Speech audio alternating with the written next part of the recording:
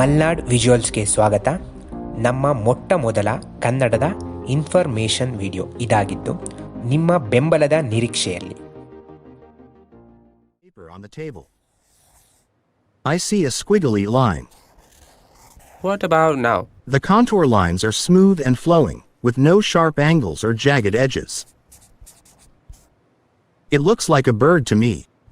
What if I add this? The bird is swimming in the water. It has a long neck and beak. It is a duck. Yes. A duck is a type of waterfowl in the family Anatidae. ಹೇಗಿದೆ video? ಇನ್ನೂ ಕ್ರೇಜಿಯಾಗಿದೆ. ಒಟ್ಟು 6 ನಿಮಿಷ ಇದೆ ಈ video. ಬೇಕಾದರೆ ನಾನು ಡಿಸ್ಕ್ರಿಪ್ಷನಲ್ಲಿ link ಹಾಕಿರ್ತೀನಿ. ನಮ್ಮ ಈ ವಿಡಿಯೋ ಪೂರ್ತಿ ನೋಡಾದ್ಮೇಲೆ ಹೋಗಿ ನೋಡಿ. ಹಾಗಿದ್ರೆ ಏನಿದು ಜೆಮಿನೈ? ಇದೇ ಗೂಗಲ್ ಇಂಟ್ರೊಡ್ಯೂಸ್ ಮಾಡಿರೋ ನ್ಯೂ ಜನರೇಟಿವ್ AI ಮಾಡೆಲ್. ಹಾಗಿದ್ರೆ ಗೂಗಲ್ನ ಜೆಮಿನೈಗೂ OpenAIನ ChatGPTಗೂ ಇರೋ ವ್ಯತ್ಯಾಸ ಏನು?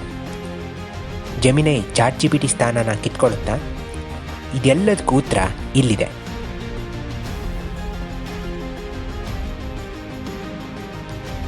ChatGPT ಬಗ್ಗೆ ನಿಮಗೆಲ್ಲ ಗೊತ್ತೇ ಇರುತ್ತೆ. ಯಾಕಂತ ಅಂದರೆ ಇದು AI ಯುಗ.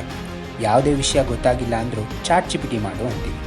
ಅದಲ್ಲಿ ಸಿಕ್ಕಿಲ್ಲ ಅಂದರೂ ಕೂಡ ಆ ವಿಷಯ ಎಲ್ಲಿ ಸಿಗುತ್ತೆ, ಏನು ಮಾಡಬೇಕಂತ ChatGPTನೇ ನಮಗೆ ವಿವರವಾಗಿ ಹೇಳುತ್ತೆ. Example maths, physics, biology, chemistry ಯಾವುದೇ ವಿಷಯ ಆಗಿದ್ರೂ ಕೂಡ. ಅದು ಯಾಕೆ, ನಮ್ಗೆ ಅಡುಗೆ ಮಾಡೋಕ್ಕೆ ಗೊತ್ತಾಗಿಲ್ಲ ಅಂದರೂ ಕೂಡ ಹೀಗೆ ಮಾಡಬೇಕು ಅಂತ ಸ್ಟೆಪ್ ಟು ಸ್ಟೆಪ್ ಹೇಳ್ಕೊಡುತ್ತೆ ChatGPT. ಒಂದು ಕಾಲದಲ್ಲಿ ಗೂಗಲ್ಗೆ ಕಾಂಪಿಟೇಷನ್ನೇ ಇರಲಿಲ್ಲ. ಸರ್ಚ್ ಇಂಜಿನ್ ಅಂತ ಬಂದರೆ ಗೂಗಲ್ ತನ್ನದೇ ಪ್ರಾಬಲ್ಯ ಹೊಂದಿತ್ತು. ಒಂದು ರಿಸರ್ಚ್ ಪ್ರಕಾರ 91% ಗ್ಲೋಬಲ್ ಮಾರ್ಕೆಟ್ ಶೇರ್ನ ಗೂಗಲ್ ಹೊಂದಿತ್ತು. ಆದರೆ 2022 ನವೆಂಬರ್ನಲ್ಲಿ OpenAI ChatGPTನ ಇಂಟ್ರೊಡ್ಯೂಸ್ ಮಾಡ್ತಾರೆ. ಅಲ್ಲಿಂದ ಟೆಕ್ ವರ್ಲ್ಡಲ್ಲಿ ನಡೆದಿದ್ದು ರೆವಲ್ಯೂಷನ್. ChatGPT ಇಂಟ್ರೊಡ್ಯೂಸಿಂದ ಸರ್ಚ್ ಇಂಜಿನ್ ಮಾರ್ಕೆಟ್ನಲ್ಲಿ ಗೂಗಲ್ಗೆ ತುಂಬಾ ಲಾಸ್ ಆಗುತ್ತೆ. ಮಾರ್ಕೆಟ್ನಲ್ಲಿ ಉಳಿಬೇಕಂತ ಅಂದರೆ ಏನಾದರೂ ಮಾಡಲೇಬೇಕಿತ್ತು. ಇದೇ ಕಾರಣಕ್ಕೆ ಡೀಪ್ ಮೈಂಡ್ ಹಾಗೂ ಗೂಗಲ್ ಎರಡೂ ಸೇರಿ ಮಲ್ಟಿ ಮಾಡೆಲ್ ಜನರೇಟಿವ್ AI ಜೆಮಿನೈನ ಇಂಟ್ರೊಡ್ಯೂಸ್ ಮಾಡ್ತಾರೆ. ಹಾಗಿದ್ರೆ ಜೆಮಿನೈನ ವಿಶೇಷತೆ ಏನು? ChatGPT ಯೂಸ್ ಮಾಡಿದರೆ ನಿಮಗೆ ಗೊತ್ತೇ ಇರುತ್ತೆ.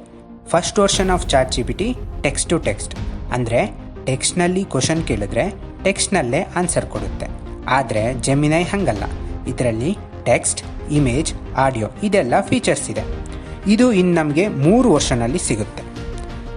ಜೆಮಿನೈ ನ್ಯಾನೋ, ಇದು ಆಂಡ್ರಾಯ್ಡ್ ಫೋನ್ಸಿಗೆ ಇಂಟರ್ನೆಟ್ ಇಲ್ಲದೇನೂ ಕೂಡ ಇದನ್ನು ನಾವು ಯೂಸ್ ಮಾಡ್ಬೋದು. ಹಾಗೆ ಜೆಮಿನೈ ಪ್ರೋ, ಇದು ಹೆವಿ ಡ್ಯೂಟಿ ವರ್ಷನ್. ಮತ್ತು ಜೆಮಿನೈ ಅಲ್ಟ್ರಾ, ಇದು most powerful version, designed for the business purpose. ಒಂದು ಸತಿ ಈ ವಿಡಿಯೋ ನೋಡಿ. If I were to look at the foundational breakthroughs in AI over the past decade, Google has been at the forefront of many of those breakthroughs. Gemini is our largest and most capable model. It means that Gemini can understand the world around us in the way that we do. So not just text, but also code, audio, image, and video. Taylor used Gemini to search a large corpus of scientific papers for key information.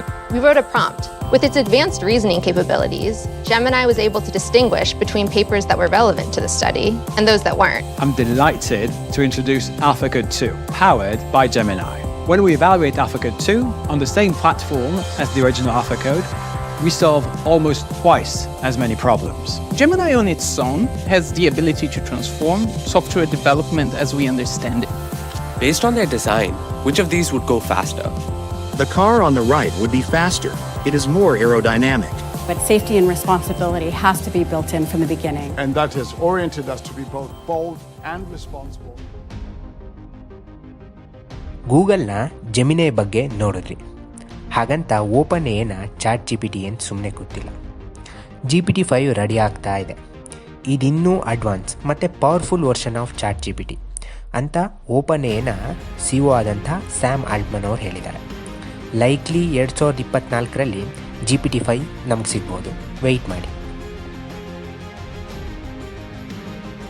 ChatGPT ಮತ್ತು ಜೆಮಿನೈ ಇದರಲ್ಲಿ ನಿಮ್ಗೆ ಯಾವ್ದು ಇಷ್ಟ ಆಯಿತು ಅಂತ ಕೆಳಗಡೆ comment ಮಾಡಿ.